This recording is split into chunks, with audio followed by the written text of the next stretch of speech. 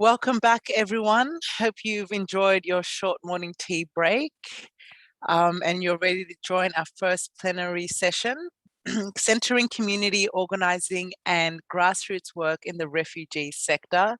This session aims to highlight and increase our awareness and understanding of migrant and refugee community organizing and grassroots work in Australia, as panelists share their knowledge and experience of how the deepest and most impactful social movement work is often voluntary, embedded in the daily activities of communities and driven by leadership of everyday people. I'd like to introduce the facilitator for this panel, Mia-lia Boua Kiernan. Excuse me if I've mispronounced your name, but please correct me when you do jump on. She's a communications and engagement coordinator of the International Detention Coalition. Mia-lia has a long history of grassroots multi-level organizing in the US, including co-founding a community organization to campaign against the detention, deportation, and separation of Cambodian refugee families, as well as organizing alongside deportee communities in Cambodia. She believes strongly in the need for directly impacted people, families, and communities to lead and guide advocacy work on issues that affect their own lives. She holds a BA in International and Area Studies and an MA in Public Policy and Management. We are fortunate to have her as a valuable member of our conference community every year and appreciate her leading efforts in highlighting voices of people with lived experience. Please welcome Mia-lia. Thank you. Thank you so much. Hello, everyone. Thank you all for joining us for this plenary session on centering community organizing and grassroots work in the refugee sector. As we begin, we would like to acknowledge the First Nations owners of the land where we each now stand. We pay respects to their elders, customs, and creation spirits, and recognize that these lands have been places of teaching, research, and learning for over 60,000 years. We strongly acknowledge the systemic connections between the struggles of refugee and migrant communities and the injustices that have impacted and continue to impact Aboriginal and Torres Strait Islander people on this land, which is their land. We commit to building solidarity in our work as well as within our own families and communities. So good morning, everyone. My name is Mia-lia, and as I work for the International Detention Coalition, we are a global membership-based coalition of over 400 organizations around the world that are working to end immigration detention, and we are humbled to take part in this important session today. I am Australian of Cambodian and Irish Catholic heritage. I've also spent most of my life in the United States.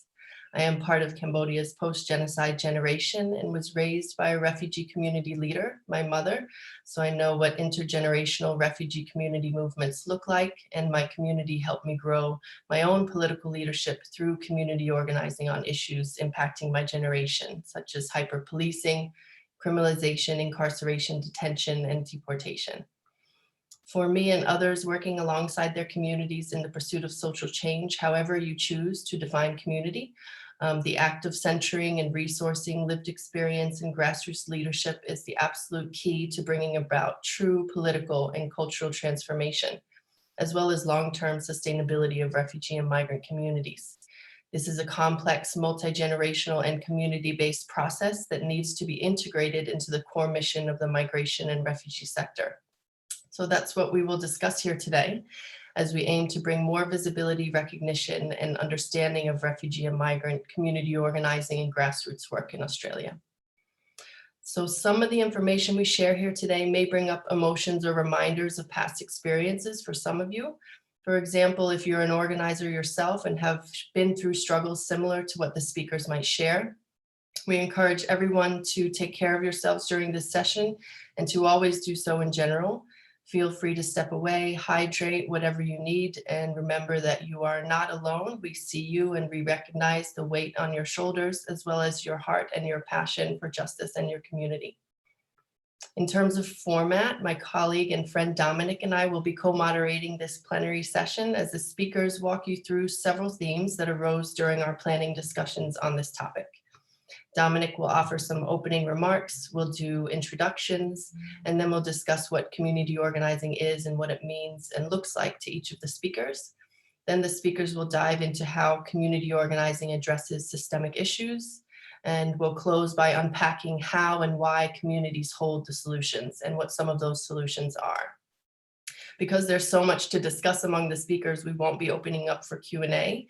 However, we will share each of the speakers' contact information in the chat box at the end of the session in case anyone would like to reach out and connect directly. This will be quite conversational of a format, so we're all just pretending that we're in another planning meeting instead of being viewed by hundreds of people. So to get us started, I'm going to pass over to Dominic to help us set the scene with historical and political insights into the themes that we'll be discussing today. So Dom, over to you. Thank you, and welcome to our plenary session on grassroots work in refugee communities. My name is Dominic Golding. I'm a Vietnamese adoptee, and I also work for NEDA, the National Ethnic Disability Alliance. We are a national peak in Canberra, which supports and advocates to the federal government for and behalf of people from migrant background with disability. So stuff like the NDIS, the National Disability Strategy, and policies that directly affect migrants with disability. Now, I'm going to present basically a short overview and some snapshots from our discussions over the past few weeks about what does grassroots work mean in our communities. Now, bit of historical context. As you probably know, as we all go by post-World War II, we're talking about a big shift in our immigration policy. The first lot that literally came off the boat, the big shipping boats, were Northern Europeans and British. They were effectively called displaced persons. They were directly affected and family separation through World War II. Soon after that, Australia had actually signed and ratified the Refugee Convention. Then later on, we have what we moved from Northern European Baltic states migration, and then we gradually moved south. So they were chosen, Baltics were chosen based on the fact that they were as close to the Aryan white English sensibility of our national identity at the time. Then we moved down further to Greek and Italian and Southern Europeans. Now, my first slide is looking at grassroots activism and work. Is basically, I've chosen three images.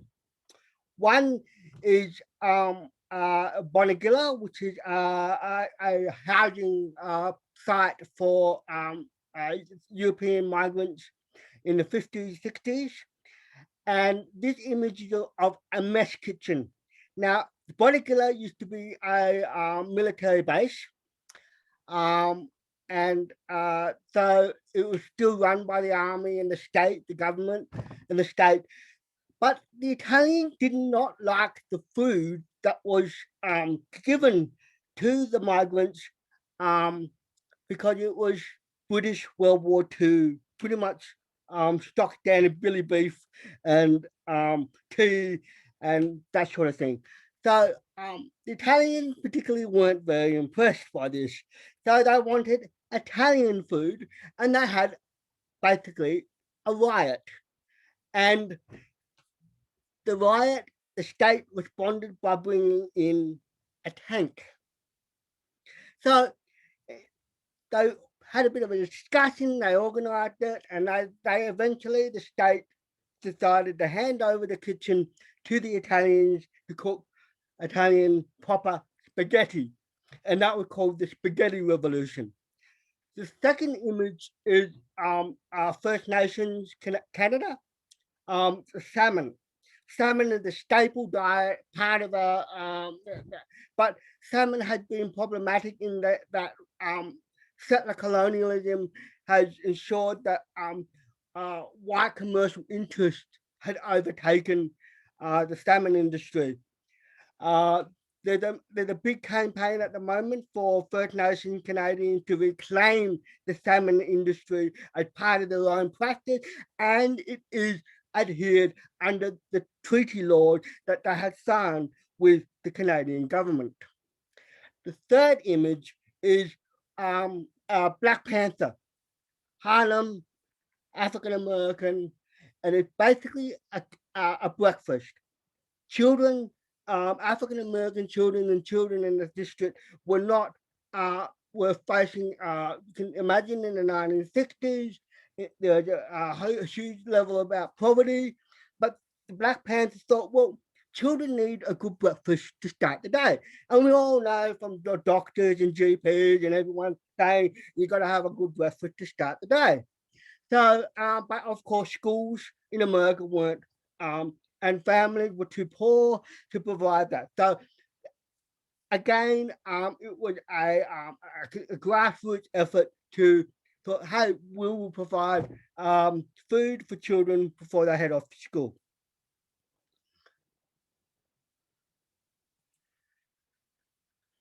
So the lived experience, coming across a couple of themes there's three themes that pulling out of our discussion. So firstly, theme one, I think about the lived experience and peer support. That's very important. So in order to consolidate resources, support, and networks, we actually need the commonality of the lived experience. Now we can talk about all sorts of groups that have used the lived experience and peer support. For myself, as an adoptee, growing up white, in an Australian family, surrounded by and growing up with mainstream Australians, not many people I could talk to who share my experience. So I actually work with a group of inter-country adoptees. So there are people that have been adopted from abroad into mostly in Australia, white families. So we talk about racism, intersections of discrimination, child stealing, orphanage, tourism, and that sort of thing. The next thing is burnout. One of the things we pointed out is in community work, grassroots work is burnout.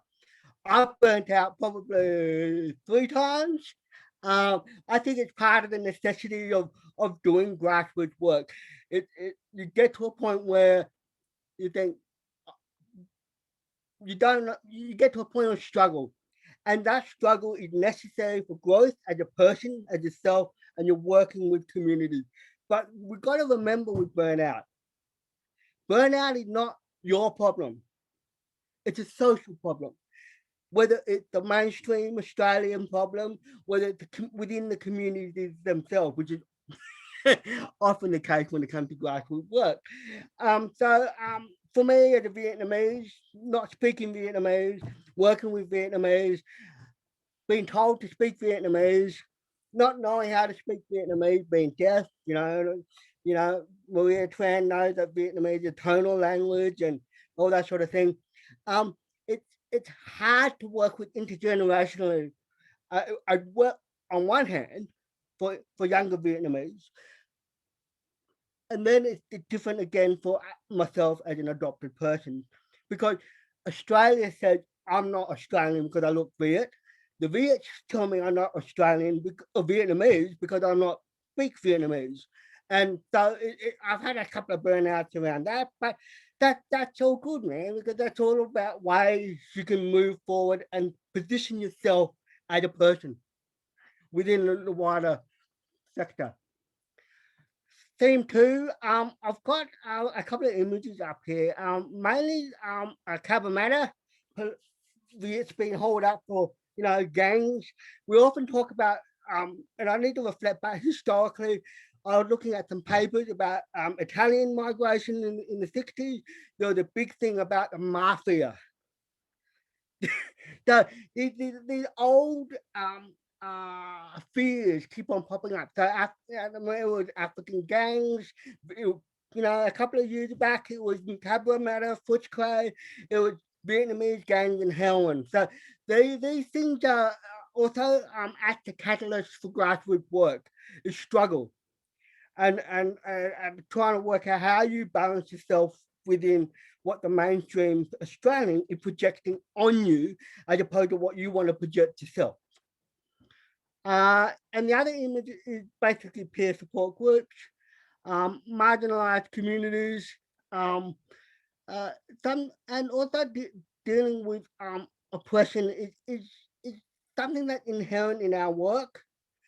But I think we need to have another conversation about what oppression is, because today in our neoliberal world, conservatism and oppression takes a slightly different tonality than it did in the past, like World War II, after the Vietnam War, and subsequently with the refugee population since the 1970s.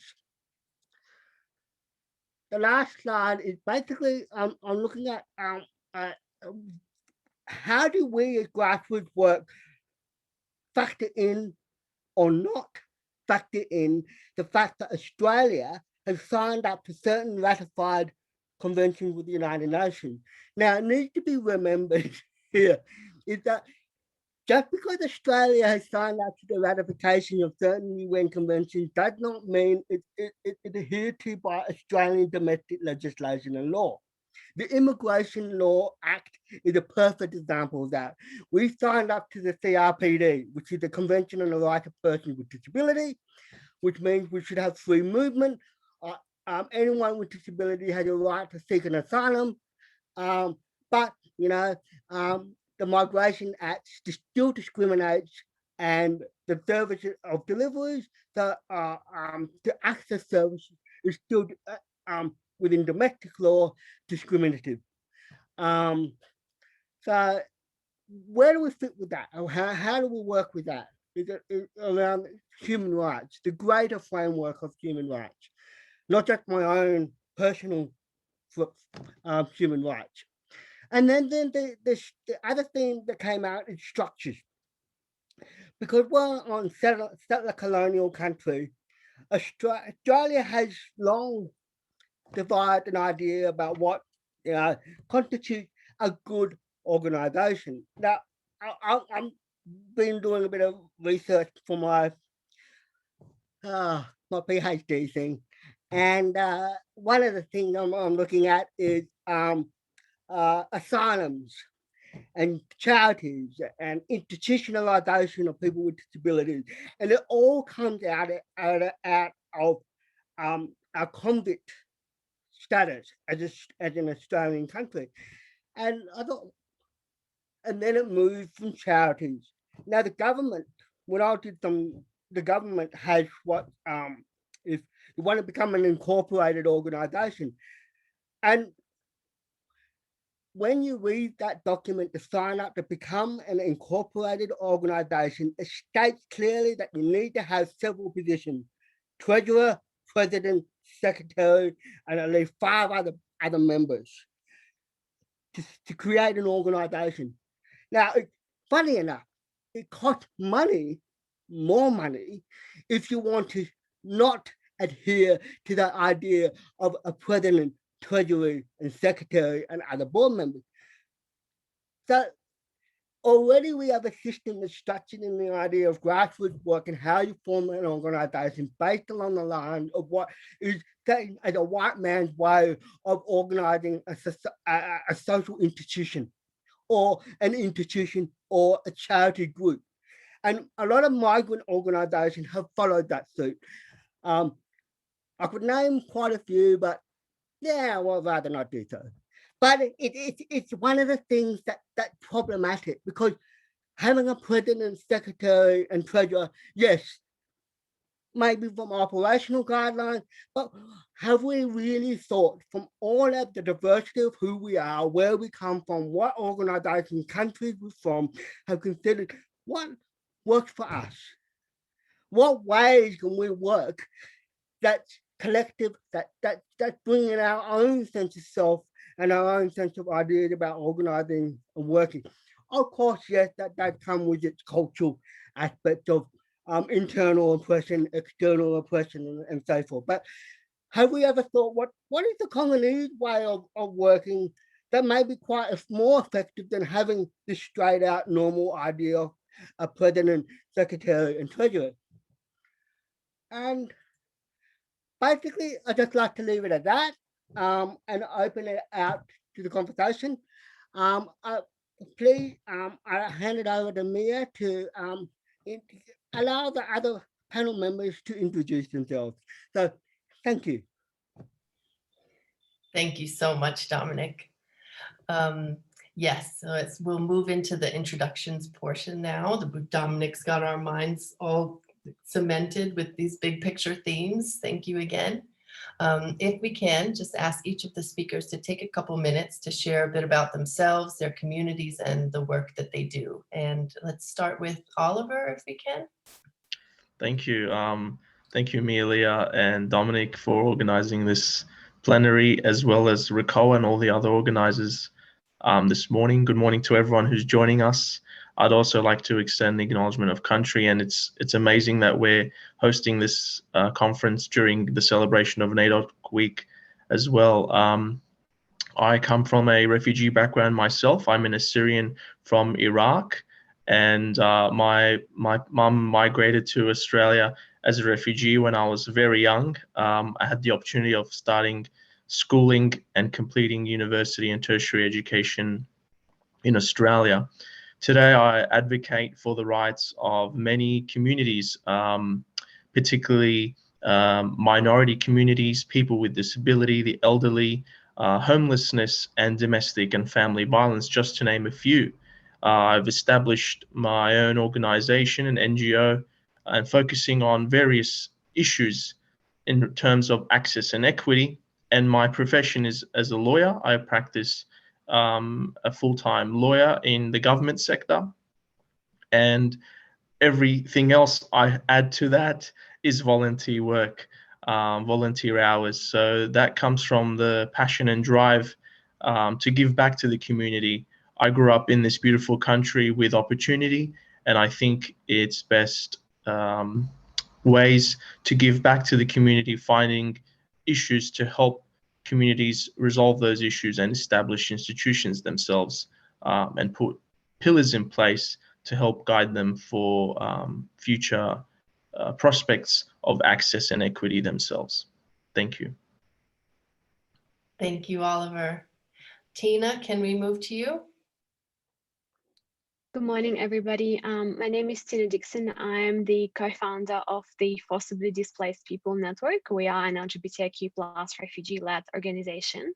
I also come with the experience of forced displacement. We came to Australia in 2012 with my wife, and since then did a lot of work in the space of inclusion and visibility for LGBTIQ+ forcibly displaced people. I'm also finishing up a PhD on the lived experiences of LGBTIQ refugee women. And currently in my day job, I work for the ACT government. And here I'm presenting in my personal capacity as a perk of the job, I have to say that. I come with the experience of policy work, having engaged with quite a bit of issues on an international level when it comes to violence against women and also meaningful representation and inclusion of refugees. So very happy to be joining this panel this morning. Thank you, Tina. Hava, will you introduce yourself to us, please? Oh, maybe not ready yet. Idrissa, would you like to go next? Good morning, everyone. I actually want to say thanks and appreciation to all the organizers for such a huge platform given to me at this particular moment. To start with, my name is Idrissa Dumbuya. I came from Sierra Leone, which is in West Africa. Idrissa has been a school teacher, advocate, and journalist, and also do a couple of volunteering while back home in Australia. Since arriving in Australia in 2018, Idrissa has been working with several organizations as part of their work to share my refugee stories to communities, schools, organizations, and even universities and also parishes. My work has solely been working with the JC Refugee Services and also with the Refugee Council of Australia, going to schools and sharing my stories. And also did a couple of training with the Sydney Alliance as a community organizer. Predominantly, we all know there are huge numbers of African asylum seekers that are living presently in Australia that came through the Commonwealth Games, for which most of them English is not their first language. And taking that responsibility to work with such a huge number of people from the various African countries. And I have been in that gap to work with them during this pandemic and throughout the reign whilst they came in Australia in 2018. Even whilst in Australia, within the couple of 1 year, 6 months, I have tried to acquire my certificate for and diploma in community services and case management as a way to empower myself to even give back to the communities and even the Australian people in a wider perspective. So far, so good. Idrissa is one of the most outstanding person that's fortunate to be part of the Judith Nelson Institute and Media Diversity as part of my work to represent people seeking asylum with life experience that are living in Australia. So as we move on with this particular presentation, there are more exciting and interesting stories that will come out from me. Thank you very much. Thank you, Idrissa. Hava, are you ready? Yeah.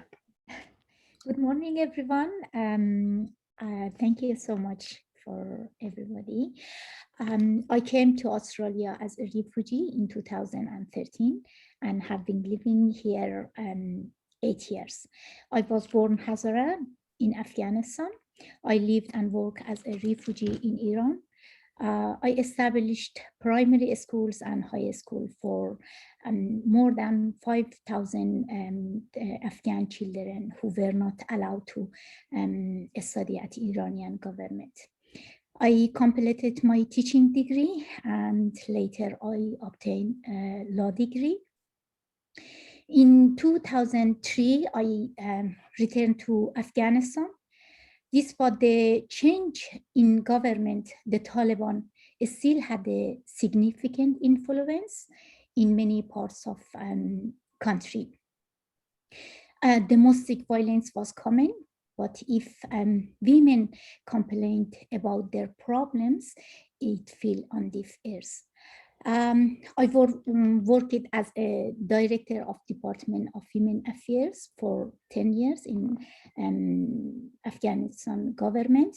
I worked tirelessly to ensure that women's voices were heard, and so they could gain access to legal aid and other essential services. Here in Australia, I had to start all over again. After 4 years studying at Bankstown Senior College, I completed my high school certificate and with my 2 children started university in 2019. I have worked with JC Refugee Services, JRS Australia, and also Sydney Alliance to advocate for all recognized refugees to have access to permanent protection. My deepest passions lays with furthering women's rights. I have had the opportunity to contribute positively to the public policy debates on this issue through organizations such as JRS. Thank you so much. Thank you, Hava. And Maria. Hi, everyone. My name is Maria. I'm a filmmaker, actor, community cultural development practitioner. I actually started out in the community probably 15 years ago. So I realized, and I know how important community is, especially when growing up facing racism, as well as seeing a lack of representation of being from the culturally diverse on screens. I have a strong passion in sort of leading that movement in getting more CALD on screens. But not only that, I have a female-led, culturally diverse film production company based out in Western Sydney. My trajectory has been working in action films over in China, Vietnam, and also in Sydney, Jackie Chan as well. And I've always realized that it's interesting because, you know, there is a bit of a ceiling effect when it comes to being culturally diverse, coming from a refugee background, and in fact, seeing that ceiling effect, realizing how hard it is that you have to work to not only be in the junction between community, but also really finding a true, finding ways to have your voice out there in terms of the entertainment platform. So that's pretty much my background. And on the spare side, I run community workshops for young people out in my area to also develop skills in speaking, presentation, and all the skills that they might need to be able to pitch concepts and projects for government funding and so forth. Amazing. Thank you all so much for sharing a bit about yourselves as we get into this conversation. We'll move into the first set of questions, which is, what does community organizing mean to you? For example, what activities are involved? What does it take? And how does your work impact your community? So I'll open that up to all of the speakers to respond to. Again, what does community organizing mean to you overall?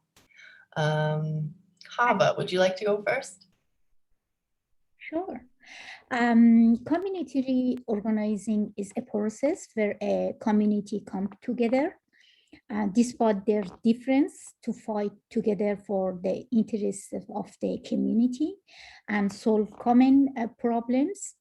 Community organizing could have different focus like education or advocacy, but the purpose of community organizing is to try to make the lives of people better and build power. Community organizing aims to make improvements to communities, social equality, and overall working. An example of this was my involvement in organizing the event. The purpose of this event was twofold. It brought women together to talk about their rights, and at the same time bringing them together to build a connection and allowing them to have fun. And community organizing can have multiple benefits. While communities can come together to work on their problems or create solutions, together they can also build their social communication and a sense of belonging with each other, and also the activities involves and work involves is team building in different groups, creative and strategic thinking, communication, and listening, understanding, building trust, leadership and alliance, evaluation, finding resource, advocacy, and problem solving. In totally, community organizing involves assembling a group of people to talk about common issues and concern and allowing them to take action. Community organizing include 5 steps. First, listening to the people, explaining common goals, forming a strategy for action, helping build leaders, assembling the community.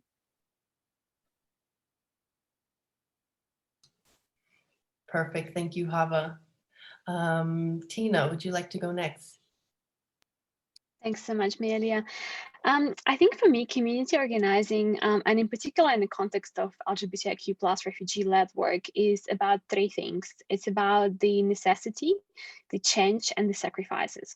And for me, the necessity comes from a place that quite often we don't really still have a sufficient amount of attention and services for this group. So for example, when we came in 2012, for a few years, there was completely no support. And you would go to services and there was nothing that specifically existed for you. But also when you would offer to run some kind of a support groups, there was quite a bit of resistance as well, because, you know, people were thinking, you know, how others will react, whether this is the right time or not the right time. I guess, you know, for me, all of the excuses that instead further marginalize these groups.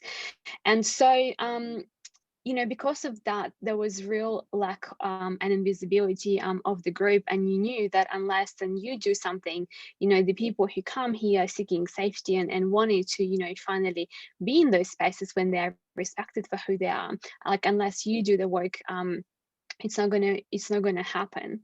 And I guess the change comes in that because through the prioritization of the lived experience, you're really uniquely positioned in your organizing to address the issues that many people would not even thinking that there are issues. And you know, there's multiple examples on these, you know, within the refugee spaces. And once you kind of add those layers of sexual orientation, of gender identity, of sex characteristics, you're able to see what exactly has to happen. But I think all of that comes at a really great cost. And that's why I say that, you know, the third sort of component for me is the sacrifice. Because on the one hand, we really knew from the very, very beginning that it was impossible for us to reach out to our ethnic community because you're going to experience the same level of homophobia from where you left. And a lot of people who we work with and a lot of people who are part of the Forcibly Displaced People Network, they still have those safety concerns, both here in Australia, but also back home, you know, for their families, for their friends. Quite often people not necessarily really out for their families and they do not know. And the sacrifice comes that, you know, if you choose to put yourself out there in this, you know, open and visible position as a community organizer, I have to tell you that, you know, we do experience online abuse. We do experience, you know, a lot of, you know, discrimination and hate that gets to be sent to you, a lot of exclusion. And so you are choosing to go down that path, you know, to be there to represent the communities, knowing that that could be the outcome.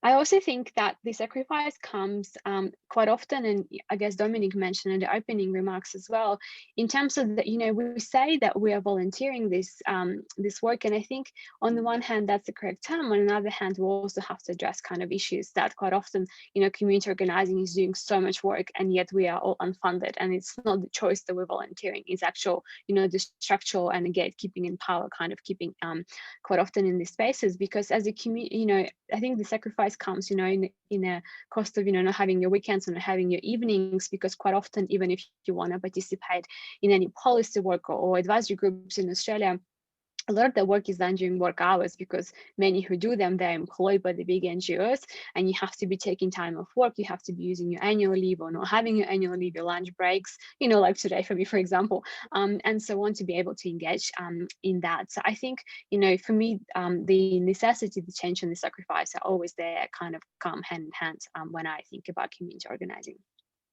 But then, so super quickly, in terms of the impacts, I think once we put actually the lived experience, we actually can see how much can change. Because if I think back to, you know, 9 years ago as we were right, and there was nothing that was happening, right now we have, you know, the PLA groups that are happening in Melbourne, in Sydney, we have in Canberra, you know, we were able to organize the conference, and we are consistently engaging in this production of knowledge, of new data, of experiences, and the visibility exists. So I think, you know, despite all of that, you do see those results. I think that just sometimes they come at a much greater cost than they could have if we were to all genuinely in this sector really prioritized and center the lived experiences.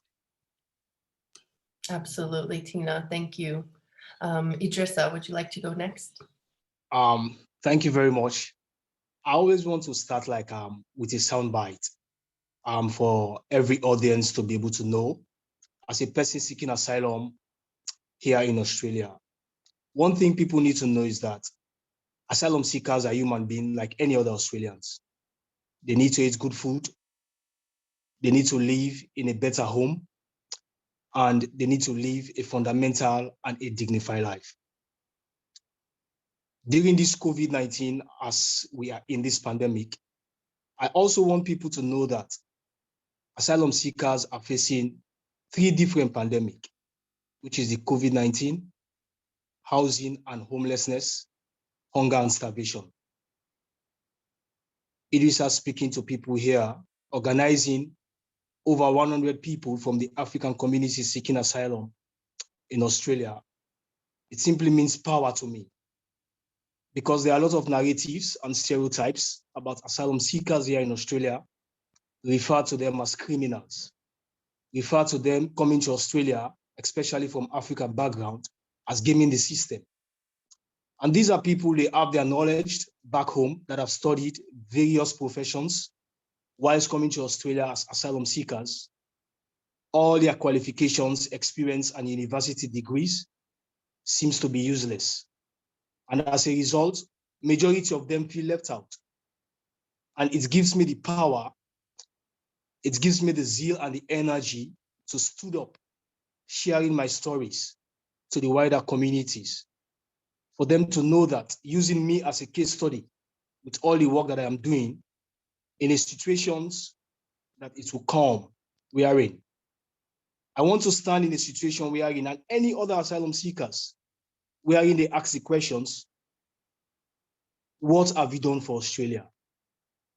I think majority of asylum seekers from the African community, they have a valid questions or valid answers to that particular questions. Some of them are doing volunteering, and they never do volunteering for any other Africans, but they are doing it for the Australian communities. They are giving back to the communities. And as a result, organizing for those people as their lives is in limbo. They are living in a destitute manner. These are people during this pandemic for which have been excluded from the job seeker and the job keeper payment. Organizing those people simply means power. It brings happiness to their lives by linking them to organizations like the Jesuit Refugee Services, the Asylum Seeker Center, to name but few, as humanitarian aids given to these people. And remember, some of them are aged, some of them are single mother. They are living in a languishing life. And for the wider society not to even know the pain and the agony that they are going through. So in organizing those people, it yields a lot of dividend, because at the end of the day, when they tend to discover their potential, it will be a blessing to Australians and the inhabitants that are living in Australia. For my community that I'm representing, people seeking asylum precisely from the African communities that are going through lots of stereotypes about the work that they do. There are good things they are doing in their quiet corner, but it will be very difficult for every media outlet to even publish some of the good work asylum seekers are doing in the Australian communities. Woe betide, any appalling things tend to happen with any asylum seekers, it will cause headlines in every news. And we see when the pandemic is ravaging the whole Australian communities. These are people that I believe with our organizing that we are doing, they are abiding to every COVID safe rules and regulations, because they know that their status in Australia is still not determined. And at the end of the day, they just want to prove and continue to prove themselves as a better people that can be able to give back to the Australian community.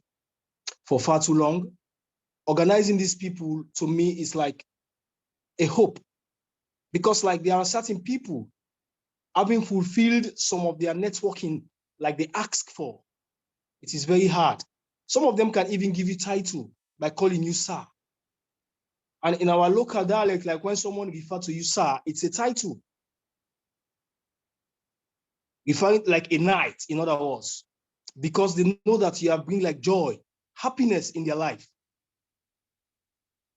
Like a case study, huge number of asylum seekers who are mothers in our country or in our community here, they don't have access to childcare. They are calling, Idrissa, where are we going to? Where can we have access for childcare support? It is very difficult for them to have access to certain services. And for me to be able to like do such organization using my own resources or little things that I'm having from other humanitarian organizations like internet and all, it is very hard. And there are times someone can able to watch you in your face to even talk to you, because like you can see the agony and the pain.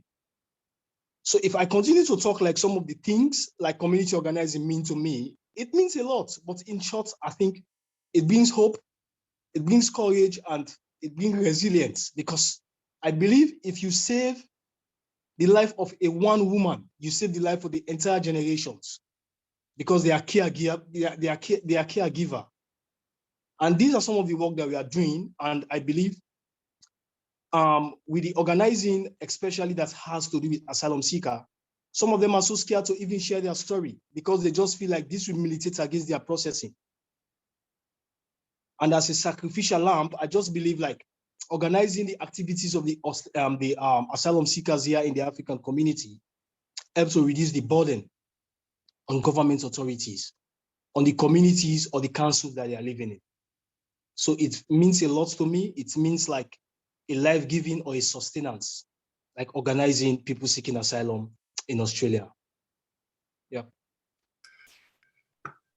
Thank you for all of that truth, Idrissa. Maria, what does community organizing mean to you? For me, community organizing, in a nutshell, for me is lived experience. And when I come from the perspective of lived experience, it means that everyone, whether they're coming from a refugee background or not, have the power to reach out, to connect, to listen, to make a change. And I find that a lot of times we forget that, and we might sometimes look at an issue as something on the outside that we need to fight, which is often the case. And earlier on, when I used to have a huge issue about, sexism, racism, in the film industry, and always working in that industry and seeing how male dominated it is, and then realize, I have to fight. But then I realized, okay, I need to change my perspective, because I'm burning out. I'm running out of energy, and I don't know how long I can sustain this. So I thought to myself, okay, I need to start figuring out how to connect with sometimes the opposition. But not only that, with the knowledge of any breakthrough that I might face, it could be sometimes even a funding body or an organization, with any breakthrough that I come across with, how do I share it with the community that I'm a part, or at least any up and comers or people who might not have this information? And it's interesting, the more we share our learnings, our journeys, the more we're able to create that change without having to struggle as much. Because I know in the community sector, in the NGO sector, how much work it takes to keep going. And yes, there is limited funding, things are getting cut. At the same time, I find that when it comes to community organizing, what is quite effective is the microphone, your voice, how you present yourself, how you present issues, how comfortable you feel in your bodies, and how passionate you are about something, and being able to share that with people. And for me, I'm not only just looking at one field of filmmaking and so forth. I use that as an artist. I use that as a platform to unpackage a lot of issues. And I currently am working on a mental health project, but a few years ago I did a hepatitis B project. It doesn't really matter what subject matter I engage in, but I know that the fact that I have the power and the ability to do that, and also empower other people to be able to do that. So that's sort of my perspective on what I think community organizing is about. Thank you, Maria. Oliver. Thank you, Mia-lia. I just wanted to also concur that the comments mentioned by Dominic earlier about the structure, and I think it's a very relevant point, because community organizing varies and over time has evolved, especially in the Middle Eastern or Assyrian community. Over time, it's been non-legal entities and volunteer work. There are still volunteers, however, gradually the structure is being influenced, the legal structure is being influenced. And that varies from also the issues and the initiatives that communities have. For example, in my community, there are various initiatives that fall within art, culture, music, sports, education, academics, legal and the justice system, health and well-being, language and literature is a very big one, religion, politics, both domestic and international, healthy relationships, parenting, family violence, and refugee concerns, just to mention a few of the plethora of different initiatives and drives the community has. And that comes from the customs. Those are the drivers and the objectives that the communities are striving to work on, and they work collaboratively. And most of the time, as Maria mentioned, and I echo that, information sharing that supports the structure itself. And it's self-sustained through volunteer and in-kind contributions. Now, those community organizations maybe over time have changed their objectives. It might be one day about healthy relationships, another day about religious objectives, but at the same time, they are so closely connected to support each other. That's the best way they can work. It's possibly difficult, or there's information missing about grants and funding to self-sustain. So unfortunately, at the same time, there are some institutions that have established non-legal entities, we'll call them per se, who have unfortunately stopped working or ceased because of that financial support needed, or the volunteer work has been exacerbated. So it comes down to, what is the community trying to achieve? One of the biggest things in our community is education, language, and religion, as well as politics. Now, those are the kind of key overarching programs that take place. However, within those, there are subcommittees, I would say, that are establishing to form a new kind of initiative. And that's the realization that society is changing, the realization that what we've brought from where we were has now evolved and it's become bigger. And they come together so quickly. If somebody puts their hand up and says there's a family that needs support because of X, Y, and Z, you've got 10,000 Assyrians willing to volunteer and support and give them the money just to try to support that family. And I think that comes down to their core values. They don't have the constitution that a structural system might have, but they have those core values and ethics to help bond that initiative and support it. But I think from the work that we're doing, it's trying to make it even bigger and give that formal process. That way there's opportunity for funding. That way there's opportunity for sustaining that program. And therefore, the organization doesn't have to cease. And passing that on, there's one thing that we do is if an organization has been established from the 80s, let's say, it's been doing very well, we try to get the young people involved, the youth, to come in and gradually also take on those responsibilities and passing them on from generation to generation. Thank you. Much thanks to all of the panelists for sharing with us such a huge, multifaceted definition of community organizing. It's so appreciated. And I will pass on now to Dominic, who will facilitate us through the next section.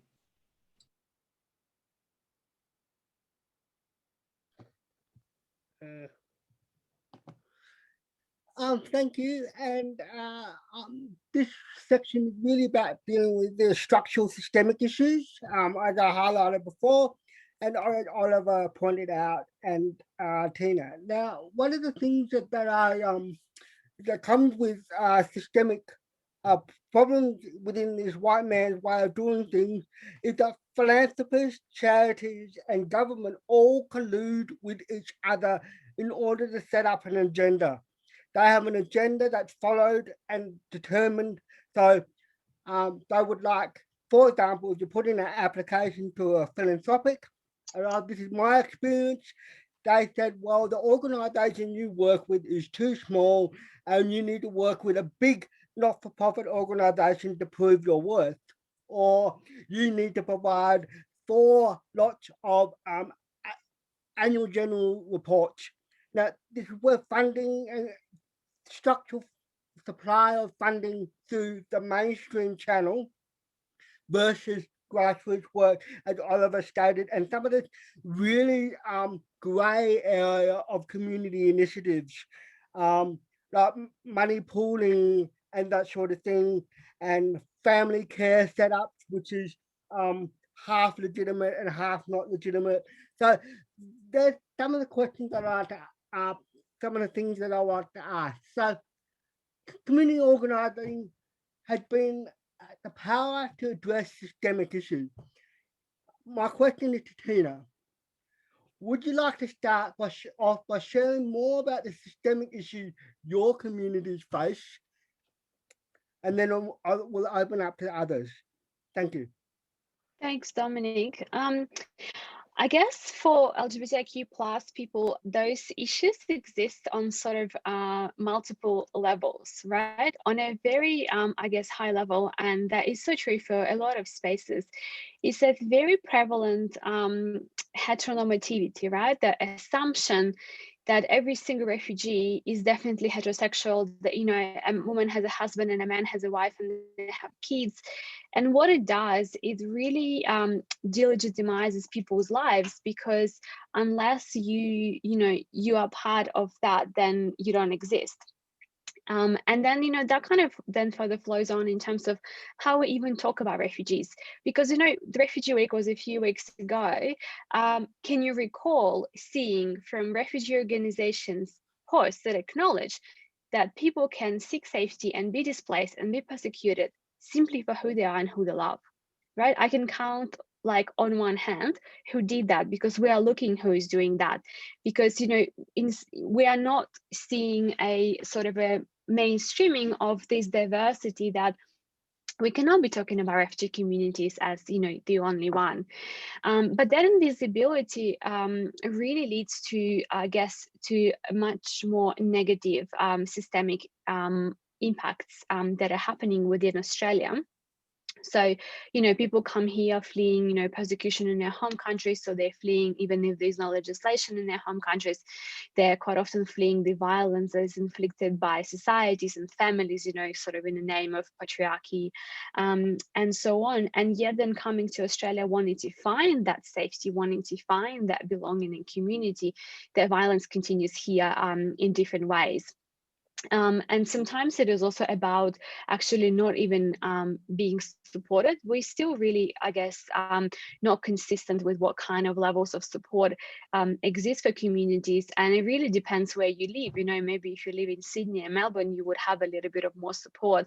But if you live in any other state, or you live a little bit of more regionally or rurally, and we do have a lot of people who choose to move to regional areas for education opportunities because they're on chef visa and so on, you know, that all is going to be very, very difficult. And again, you know, the issue is not just with the refugee communities, because when we go to LGBTIQ plus communities, you've got racism and xenophobia there as well, and you know, kind of and not a really meaningful engagement yet when it comes to multiracial communities and to multicultural communities. And I think, you know, you kind of become this group that is there in between.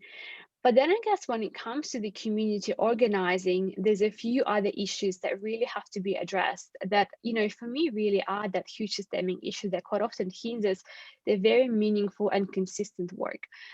One is funding, because we do see a lot of funding that flows to really large mainstream refugee organizations that are not necessarily either consistently engaging even with gender in their work, right? We see a huge amount of policy work or advocacy work being produced that does not have the gender dimension.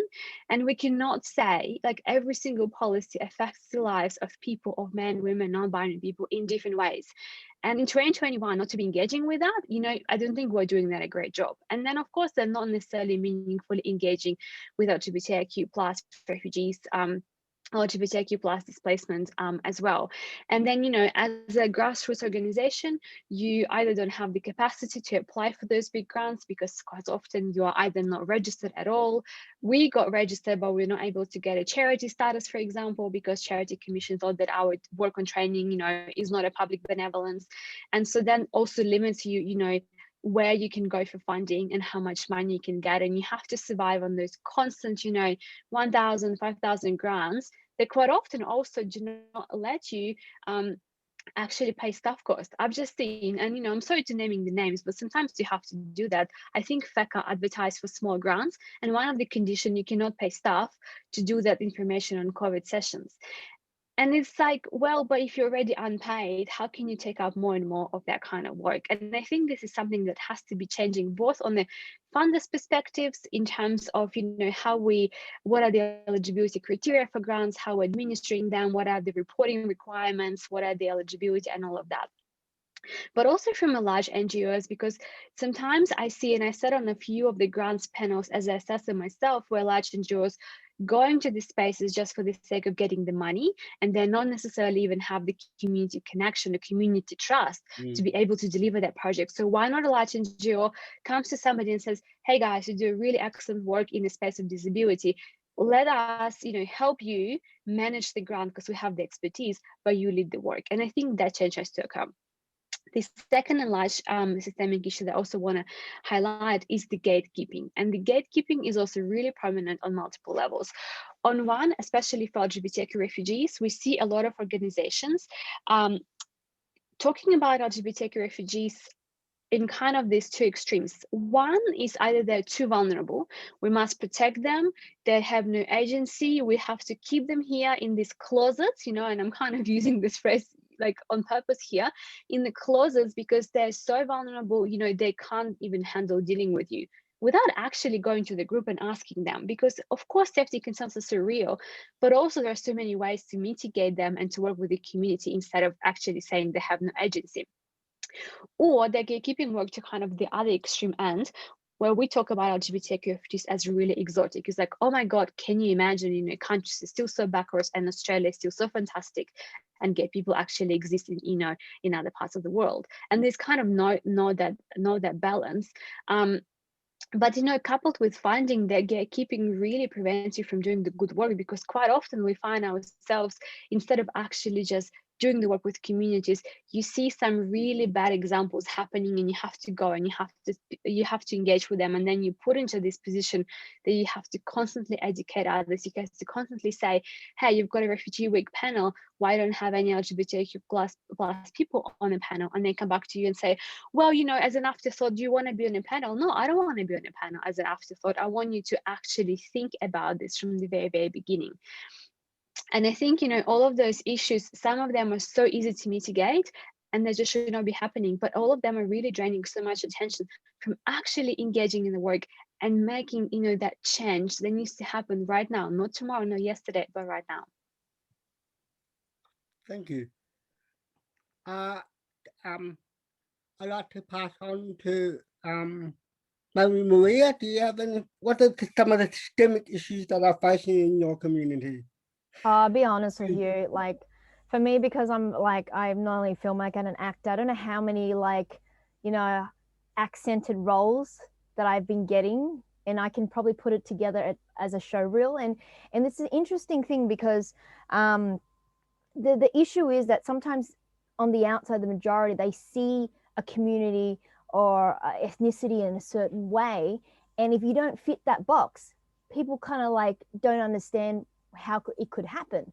So a lot of times when I work in these industries, a lot of times people make commentary about my ethnicity, about it must be great to have 2 languages, or I really love your spring rolls, or stuff like that, which you might not really think much about. But then you think, well, if I wasn't of this ethnicity, you wouldn't ask me of that, or the stereotype of being an Asian young person, to be submissive and to always say yes. But when it comes to, for me, when I'm also in as a grant assessor on boards, I'm quite vocal, and I would spot, if something looks racist, I would spot it out, and people get upset. So it's really interesting that sometimes having to kind of go, oh, wow. So if you step outside of the stereotype, you can upset people, but if you don't, then you keep getting the maltreatment in your community. So to be honest, it is quite hard work being in the space that we're working in, because it's draining, and sometimes going, okay, well, how do I strategically work around it? But maybe I might take a blow here, but then for the bigger picture, we might get this other grant there. And it's a lot of that thinking. It's never straightforward. We always have to kind of work together and figure out the bigger picture of things. But sometimes I wish it was much more simpler. way in terms of doing things, because in the long run, we'd run out of gas, we run out of steam. So that's sort of my perspective on that. Thank you. My next question is for Hava. Given your work with women in the communities, can you talk to us about the importance of the role of women in community organising? Thank you. You're welcome. Women are naturally amazing community organizers. They do this on the daily basis, organizing their small family communities. The lack of understanding about their rules, both in community and social activities, organized from incorrect cultural beliefs about the ability of women. This causes a lack of confidence. Encouraging women to become educated enable them to work with different activities within society. With these opportunities, this create pathway for other women and allows further development. As women make up half of the population, the whole of the society will benefit. This also will include their family and the society, their children. Women have a massive role to play in the social, economic, and political development for their communities and countries. Many refugee women have suffered diminished rules due to war and persecution. But if encouraged in their capabilities, confidence, and the true power of women can emerge, benefiting the whole community. And if it's okay, Dominic, thank you for asking. I really would like to speak also about the related question about systemic issues in my own community, if we have a time for that. Yes, please do. Hazara citizens continue to suffer both in Afghanistan and Australia. In Afghanistan, they have been subjected to the most violence and inhuman crimes for centuries, resulting in ongoing tragic circumstances. They have come to Australia seeking protection, but instead they have faced years in detention, or whilst living in the community, experiencing lengthy wait for their application for protection to be processed. The separation from their families is traumatic, and the withdrawal of the international forces create fear for the Taliban's re-emerging, with continuous persecution and a definite outcome. In Australia, some Hazara refugees are only eligible for 3 or 5 years temporary protection visa. Many are so consumed with trauma, stress, anxiety, and depression, domestic violence. They find it difficult to express themselves in interviews and courts. Subsequently, their claims are rejected. COVID-19 places additional burden within the Hazara community. Despite years of working and paying taxes, many become unemployed, and even though many are highly educated, could not find work. The federal government income support payment were denied. This is the actual problem and systemic issue through my community. Thank you. Oliver, would you like to make a small statement about some of the systemic issues or some of the problems that you've came across to solve those systemic issues? Thank you. Thank you, Dominic. I think in terms of women in the community, just on that question you asked earlier, Dominic, I think women in the community play a vital role in providing that support and that knowledge base. In my experience, when consulting in community groups, I find that the information that is provided, in particular in women's sessions, it's just amazing in writing that you could apply for funding, because it's giving you an overall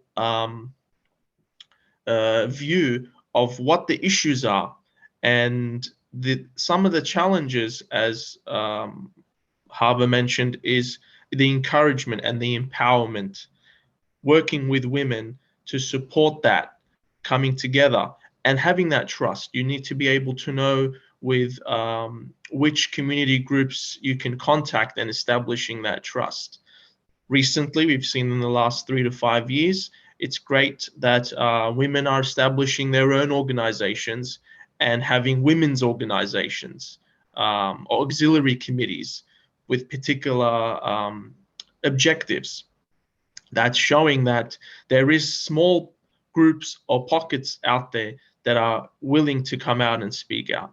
The challenges are when there's no trust, and if when we're coming to consult or when we're coming to speak to community groups about systemic issues, sometimes there might be a fee, or the fact that, as Hava mentioned, they haven't addressed mental health and well-being, and therefore there's that hindrance, there's that resistance to provide that information.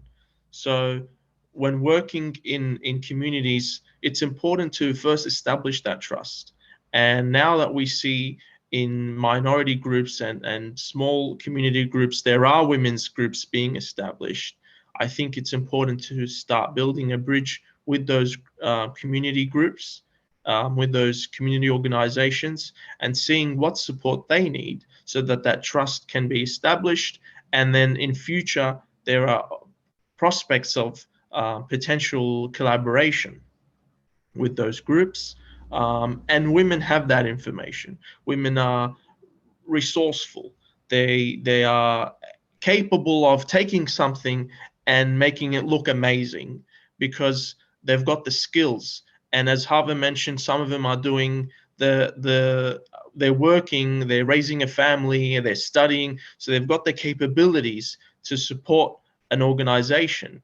But it comes down to volunteering, and that's the issue as well. Where do we find the funding to support some of those ongoing programs? If there's a systemic issue like domestic and family violence in a community, women support women. There are community groups out there educating and empowering women with positions scattered throughout the different sectors to provide them with information to support other women, because women have the confidence to share that information with each other.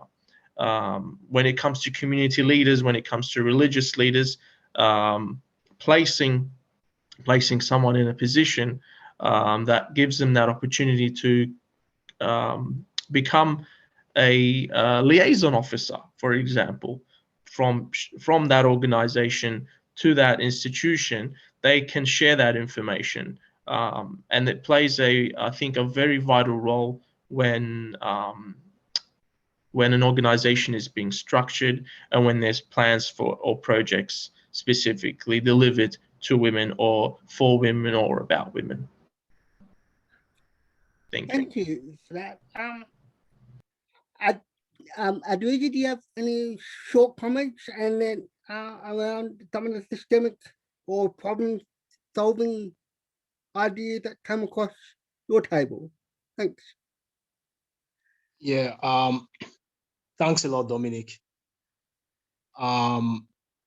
The aspect of systemic issue I think this particular session, actually, I want to dedicate this particular session to a friend whom we lost 2019 here in Australia, a Nigerian asylum seeker from African background living here in Australia.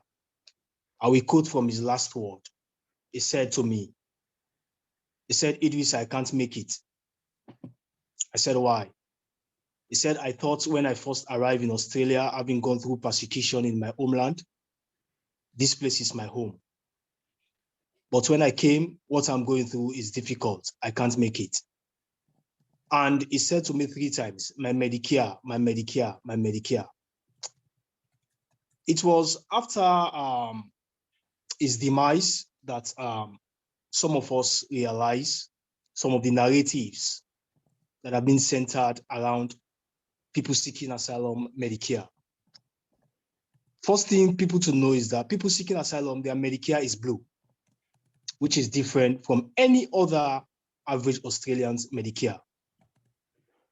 And for far too long, those bearers with those Medicare, at times they feel shy away to even produce their Medicare to a GP or neither in any public place. There are times they may want to go for like small loans. And loan company will ask them, "Can you please produce your Medicare?" The statement exactly that will comes from those people, "Sorry, you are not eligible to have a loan." And one of them may ask, "What happened?" Said, "Because of your Medicare. We are only looking for green Medicare." That is one of the things that actually we look at. And again, in terms of medical, my friend happened to notice of late that he is suffering from liver problem. Why? Because there was no medical or there was no regular medical checkup, which is very, very, very quite appalling. That is for another day. We lost our friend in that particular year, and may his soul rest in perfect peace. And he said to me, "Idrissa, I don't give up." And I said, "I will try." And even with the Opal card, there is this concession card that is being given to people seeking asylum. It's yellow and it's labeled pensioner Opal card. And there are times when the people on the train station check in for people who tap off and on, and young and energetic as you are, you produce your yellow Medicare, the way they will gaze at you, you tend to ask yourself, what happened with me? Once upon a time, a friend happened to apply, including me sitting here talking to the general public, for university, having acquired a diploma. We tried several universities, and the answers was all cut across, which simply shows that it's a systemic thing. For an asylum seeker to apply to pursue a bachelor's degree, and one of the university receptionists said, "Sorry, people on bridging visa are being referred to as international students." And these are people that are living in the community. They are working. They are eligible taxpayers. And one of them came to me and asked me, "Idrissa, where is my tax money going to? I want my money so that I can use it for my studies." I said, "That is above me." It is a very huge thing. And even the title of the name, asylum seeker. There are certain community members, when you go to them, you say that you are an asylum seeker. They will crave on your indulgence. Don't say it loud for the kids not to hear. And he said, "Why?" Because if he says that you're an asylum seeker and the kids happen to know that you're an asylum seeker, they will look at you one way or the other. And I said, "What happened with asylum seekers?" "You know these Australian kids," exactly from the mom. That was the response. "You know these Australian kids. Whenever he says that you're an asylum seeker, he said that you're a criminal. For a man, they said that you're a rapist. For a woman, they said that you're a prostitute." So with all those narratives, we ask ourselves the questions, where are those narratives coming from? What are the type of educations we are giving to the average Australians for them to know that these people are human beings? I think if given the opportunity to even mention some of the systemic things that are going through with people seeking asylum here in Australia, a day is not enough. Yet alone, someone seeking asylum, you are Black. That is double demerit. Someone will ask you, where are you from? Go back to your country. Someone that have been in Australia and referred to Australia as a home. Someone that have been doing volunteering just to give back to the Australian community. And there are times it is very, very, very difficult. Certain opportunities and privilege, when people with colored from asylum seekers background, it is very difficult for them to gain access to. Part of my work is to be able to cut across, try to associate myself with the average Australian, learn from them, disseminate those informations to my communities, let them feel among. Once upon a time, I said to my community members, whilst having a community engagement, I said, if Idrissa can do it, why not you? Tiny as I am, with a lump on my forehead. What about you that is more beautiful? What about you that is more handsome? If I can do it, what about you? You can do it. And as I speak, even having been acquired my diploma for a year now, I have tried several times to seek scholarships on either something that can help me to further my bachelor's in social work. Not for me, but for my community, but for the Australian community up to now. And these are systemic things that I believe it is very, very, very hard. And in recent times, I think we discover that even when you apply for a job as asylum seeker with all the skills and knowledge, and you see yourself as the fittest candidate for that particular position, there is this technique that we employed in you. Can we start with a phone conversation? And the technique of that conversation is to determine your accent.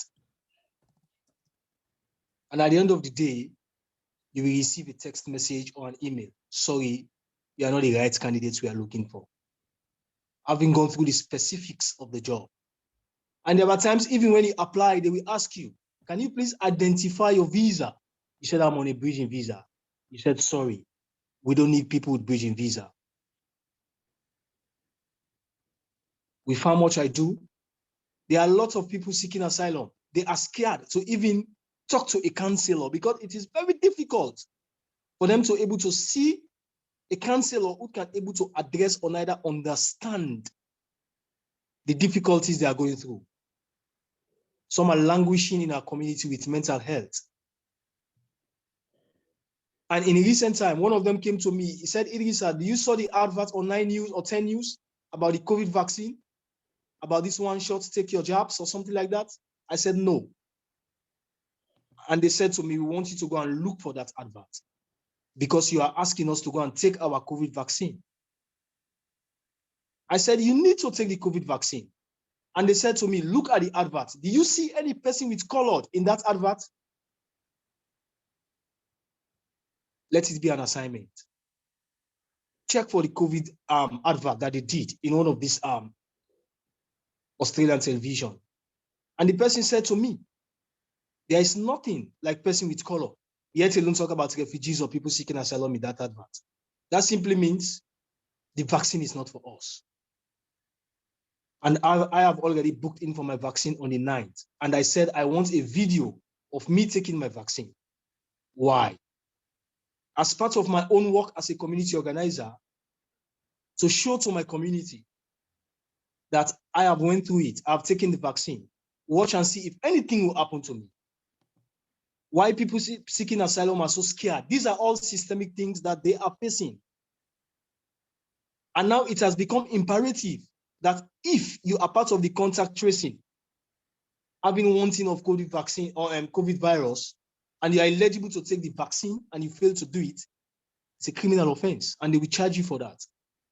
And we have lots of our members, some are working in the aged care sector, some are working in the disability sector, but they yet still they're scared to take the vaccine because there is not that role model in the community as a systemic thing that can able to talk to them, let them know that we are part of the process. You as an African seeking asylum, taking the vaccine, nothing will happen to you. Why they are scared? Because of the message, because of the narratives. So as I said, if I continue to talk about the systemic things, people seeking asylum, especially person with color, are going through, a day is not enough. Thank you, Dominic. Thank you. Thank you, Edith. I'll quickly move to Mia for closing comments from all. Thank you. Thanks, Dominic. Just as we close, can each of the panelists take a couple of minutes just to share concluding thoughts about solutions that are coming from your communities and any final thoughts that you want to share before we close? I might start with Hava.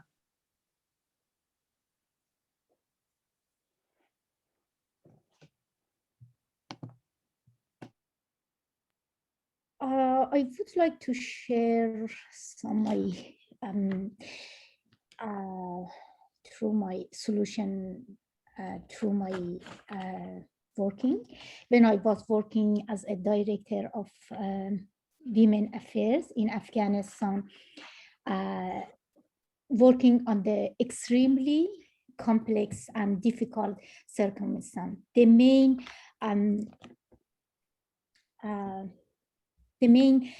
problem was the I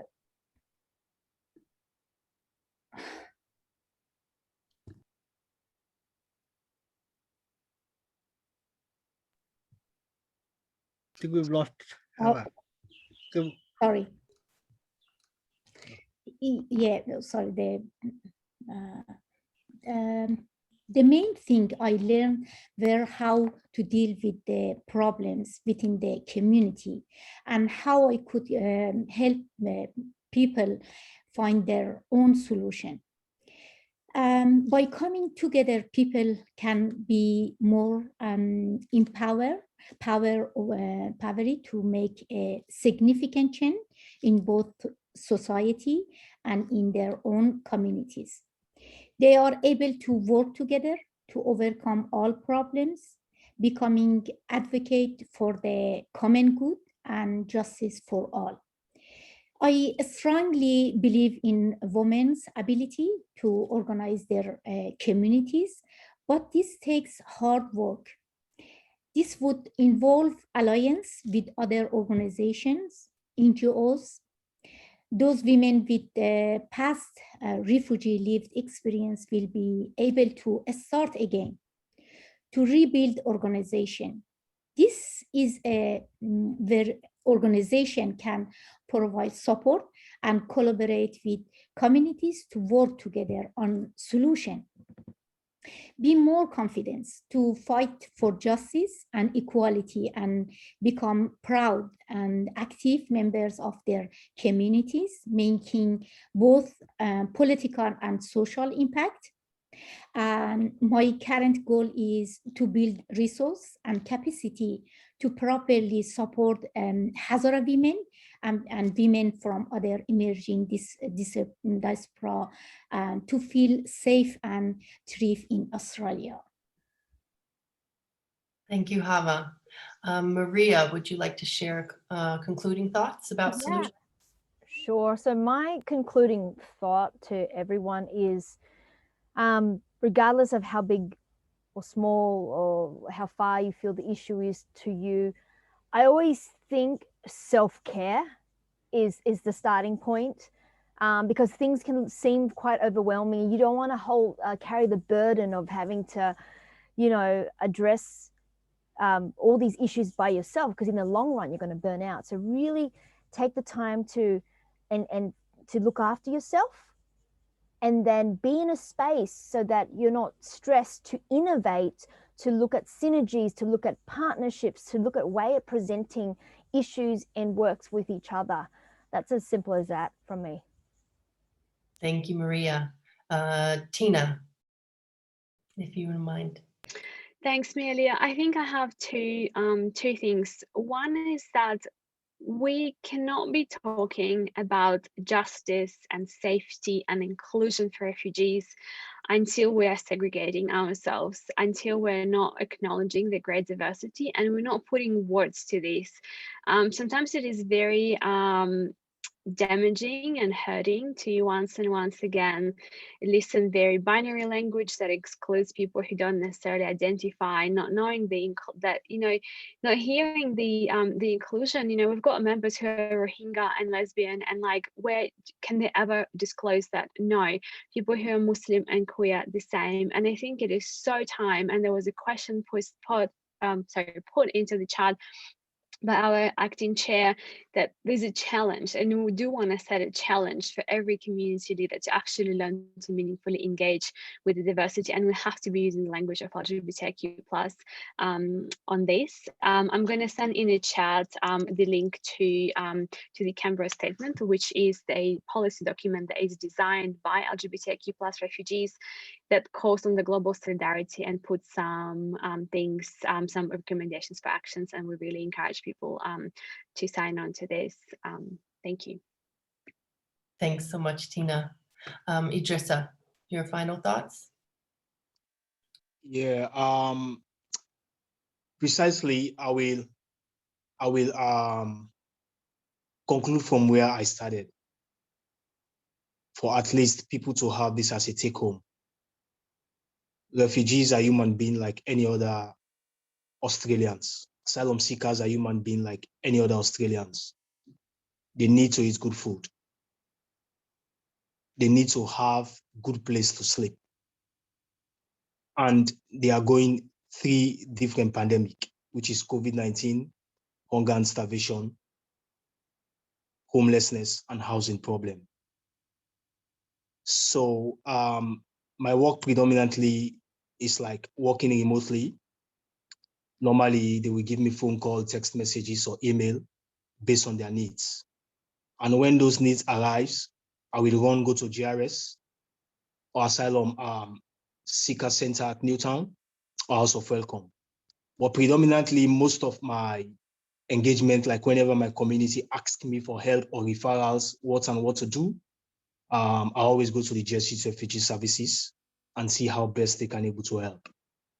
So I actually want to crave the indulgence of all and sundry to see how best in their little way they can able to give back to some of these organizations like the Jesuit Refugee Services, like Food Hampers and all, so that helping asylum seekers from the Sierra Leone community, predominantly helping the GRS, we can go there for food shortages, and also let people know that asylum seekers are in the community who want to get themselves educated, who want to go to university.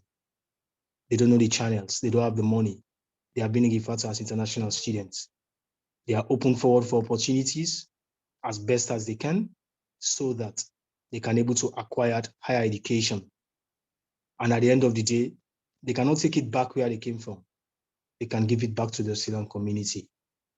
And that can able to help them to be partaker of the economic development as far as Australia is concerned. So I actually want to thank everybody. As I normally say, is like, if you want to get rich to the Sierra Leone community, people seeking asylum, the Jesuit Refugee Services is the best point of contact. Thank you very much. Thank you, Mia-lia, for such a wonderful program, and every one of us. Thank you very much. Thank you, Idrissa. And Oliver, just a last thought, if you can. Definitely. Thank you, Mia-lia. I think in terms of community for solutions, communities have the best understanding of their culture, their customs and practices, and their language. They know who and where the contacts are. They understand their issues and know which ways would work best when implementing those solutions. And I think when it comes to consultation and dialogue, it's important to have an ongoing dialogue. And what that means is you have a consultation pre-implementation of solutions, during, for evaluation, and after. There needs to be follow-up, there needs to be updates. And I think it's important to have that follow-up and update because it's respectful and it's ethical to that community to have that value that you've received that information, you need to follow up and update them. Sometimes you might need to give them answers as to why you didn't implement those solutions and the action you took on what basis, whether it's resources or other reasons. You need to explain the particular way and propose solutions that the community had made. And I think community knows best what works for their children, what works for their youth, the elderly, what works for women. Women have the best information. Women know where they can access their information and how it's perceived. And one thing that I'd like to, aside from having ongoing consultation, is the tip. My other tip is keep an eye out for community events. Try and attend community events and build your contacts. If you want to build contacts, you're welcome to contact me, and we can start a bridge as to where the best people are when you're working in a particular project or an initiative. Thank you. Thank you, Oliver, so much. And I think we are over time, and I will have to pass it back to the RCOA organizers now. 2 seconds if it's... Yes, go ahead, Hava. I just would like again say sometimes the community has the ideas to work on solutions to their problems, but they do not have the resource. And this is the, they need the help of the other communities and NGOs to help them. Thank you. Thank you, Hava. Oh. Well, yes, thank you everyone for joining us for this panel. It was a wonderful, and we very much appreciate you staying 5 minutes over for us as well. I think the next step is the parallel sessions, and you can find more information about that in your programs. I think that the RCOA staff are also sharing my email in the chat box, so that if you want to follow up with any of the panelists, you can feel free to email me and I'll put you right in touch with anyone that you like. Thank you all so much for your time and energy, and especially to our panelists here. You're incredible organizers, all of you, and we take inspiration from each of your efforts. Thank you so much. Thank you to everyone who was a part of that panel. It was very insightful, and I second all of that. Please remember to click on the evaluation links to give feedback on each of these sessions, and it'll only take you a couple of minutes. And don't forget, you will go in the draw to win Share a Meal, Share a Story cookbook, and we'll be announcing 3 of those winners at the end of today's sessions. We're going to have lunch now. Lunch is between now and we'll be back at 2 p.m. The next session will be race, power and privilege in human rights work, and also everyone's business, supporting mental health and inclusion of LGBTQIA+ people in the refugee services.